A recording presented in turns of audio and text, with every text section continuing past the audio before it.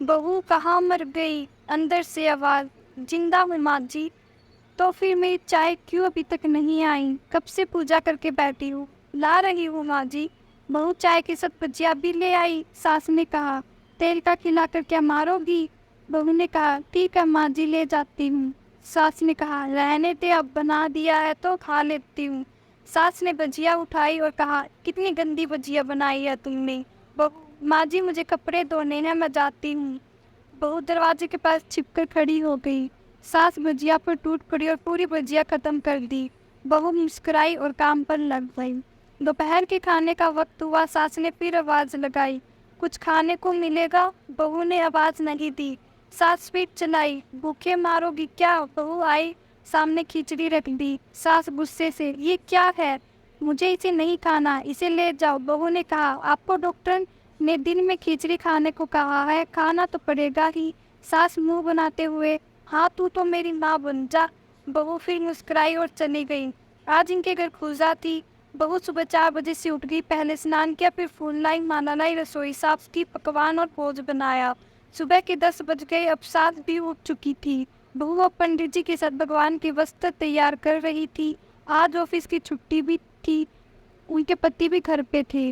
पूजा शुरू हुई। सास चिल्लाती, बहू ये नहीं है, वो नहीं है। बहू दौड़ी दौड़ी आती और सब करती।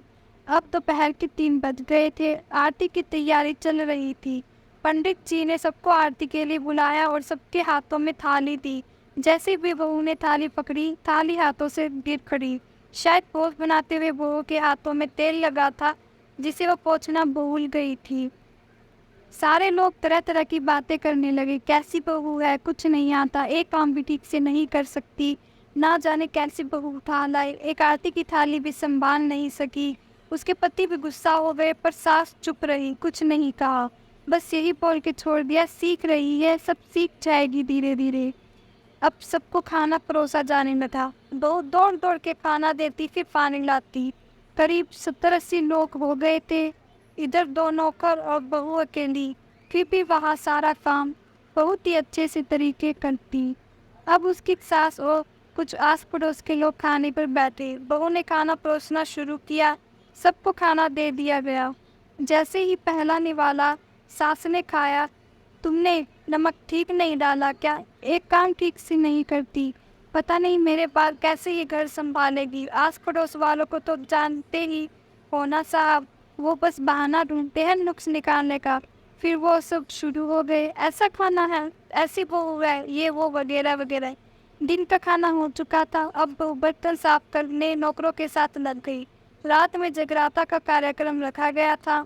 बहू ने भी 1-2 गीत गाने के लिए स्टेज पर चढ़ी। सास जोर से चिल्लाई, मेरी नाक मत कटा देना, गाना नहीं आता तो मत गा, वापस आ जा। बहू मुस्कुराई और गाने लगी। सबने उसके गाने की तारीफ की, पर सास मुंह फुलाते हुए बोली, इससे अच्छा तो मैं थी जवानी में, तुझे तो कुछ भी नहीं आता। बहू मुस्कुराई और चली गई। अब रात का खाना खिलाया जा रहा था। उसके पति के ऑफिस के दोस्त साइड में ही ड्रिंक करने लगे। उसका पति चिल्लाता, थोड़ा बर्फ ले आओ, तो सास चिल्लाती, या दाल नहीं है। फिर चिल्लाता, कोल्ड ड्रिंक नहीं है, पापड़ ले आओ। इधर उधर आखिरी से उसके पति की शराब गिर पड़ी। उसके एक दोस्त पर और बोतल टूट गई। पति गुस्से में 2 झापड़ उसकी पत्नी को लगाते हुए कहता है, जाहिल कहीं की, देख कर नहीं कर सकती, तुझे इतना भी काम नहीं आता। सारे लोग देखने लगे। उसकी पत्नी रोते हुए कमरे की तरफ दौड़ी। फिर उसके दोस्तों ने क्या कहा, यार पूरा मूड खराब कर दिया, यहाँ नहीं बुलाया होता, हम कहीं और पार्टी कर लेते। कैसी अनपढ़ गंवार बीवी ला रखी है तूने, उसे तो मेहमानों की इज्जत और काम करना तक नहीं आता। तुमने तो हमारी बेइज्जती कर दी। अब आस पड़ोस की औरतों को तो और बहाना मिल गया था। वो कहने लगी, देखो क्या कर दिया तुम्हारी बहू ने, कोई काम की नहीं है। मैं तो कहती हूँ अपने बेटे की दूसरी शादी करा दो, छुटकारा पाओ इस गवार से। सास उठी और अपने बेटे के पास जाकर उसे थप्पड़ मारा और कहा, अरे नालायक, तुमने मेरी बहू को मारा, तेरी हिम्मत कैसे हुई, तेरी टांग तोड़ दूंगी। उसके बेटे के दोस्त कुछ कहने ही वाले थे कि उसकी माँ ने घूरते हुए कहा, चुप, बिल्कुल चुप। या दारू पीने आए हो, जबकि पता है आज पूजा है, वो तुम्हें पार्टी करनी है? कैसे संस्कार दिए तुम्हारे माता पिता ने? और किसने मेरी बहू को जाहिल बोला, जरा इधर आओ, चप्पल से मारूंगी अगर मेरी बहू को किसी ने शब्द भी कहा तो। अरे पापी, तूने उस लड़की को बस इसलिए मारा कि तेरी शराब टूट गई। पापी, वो बच्ची सुबह 4 बजे से उठी है, घर का सारा काम कर रही है, ना सुबह से नाश्ता किया ना दिन का खाना खाया, फिर भी हंसते हुए सबकी बातें सुनते हुए ताने सुनते हुए घर के काम में लगी रही।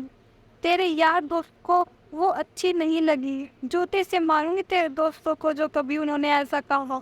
उसके यार दोस्त चुपके से खिसक ली। अब सास बहू के कमरे में गई और बहू का हाथ पकड़कर बाहर लाई। सबके सामने कहने लगी, किसने कहा था अपनी बहू को घर से निकाल कर दूसरी बहू ले आना, जरा सामने आओ। कोई सामने नहीं आया। फिर सास ने कहा, तुम जानते भी क्या हो इस लड़की के बारे में? ये मेरी माँ भी है, बेटी भी। माँ इसलिए मुझे गलत काम करने पर डांटती है और बेटी इसलिए कभी कभी मेरे दिल की भावनाएं समझ जाती है। मेरी दिन रात सेवा करती है, मेरे 1000 ताने सुनती है, पर एक शब्द भी गलत नहीं कहती, ना सामने ना पीठ पीछे। और तुम कहते हो दूसरी बहू ले आओ। याद है ना छुटकी की दादी, अपनी बहू की करतूत। सास ने गुस्से में से पड़ोस की महिला को कहा, अभी पिछले हफ्ते की तुम्हें मियाँ बीवी भूखे दौड़ घूमने चले गए थे, मेरी इसी बहू ने 7 दिनों तक तुम्हारे घर पर खाना पानी, यहाँ तक कि तुम्हारे पैर दबाने जाती थी, और तुम इसे जाहिल बोलती हो। जाहिल तो तुम सब हो जो कोयल और हीरे में फर्क नहीं जानते। अगर आइंदा मेरी बहू के बारे में किसी ने एक लफ्ज़ भी बोला था तो मुझसे बुरा कोई नहीं होगा, क्योंकि ये मेरी बहू नहीं मेरी बेटी है। बहू सिसकियाँ लेते हुए फिर कमरे में चली गई। सास ने एक प्लेट उठाई और भोजन परोसा और बहू के कमरे में खुद ले आई। सास को भोजन लाते हुए देखा तो बहू ने कहा, अरे माँ जी आप क्या कर रही हो, मैं खुद ले लेती। सास ने प्यार से ताना मारते हुए कहा, डर मत, इसमें जहर नहीं है, मार नहीं डालूंगी तुझे। तुझे नई सास चाहिए होगी, पर मुझे अभी तो तू ही मेरे घर की बहू चाहिए बस। बहू ने अपनी सास को रोते हुए गले से लगा लिया। सास भी तो रो दी पहली बार और कहा, चल खाना खा ले। फिर मजाक करते हुए कहा, फिर मेरे पैर दबाने चले आना और ये ख्याल मत मिलाना कि सास पैर बोलती है। किसी दिन मैं इसका गला दबा दूंगी, क्योंकि कभी मैं ये नहीं सोचती थी। दोनों खूब हंसने लगी। कुछ रिश्ते बहुत मीठे होते हैं, बस बातें कड़वी होती है। सो दोस्तों, ये थी आज की कहानी। इस कहानी में आपको क्या सीखने को मिला कमेंट में ज़रूर बताना। तब तक के लिए वीडियो को लाइक शेयर सब्सक्राइब जरूर करना। मिलते हैं अगली ही कहानी में। तब तक के लिए थैंक यू फॉर वॉचिंग।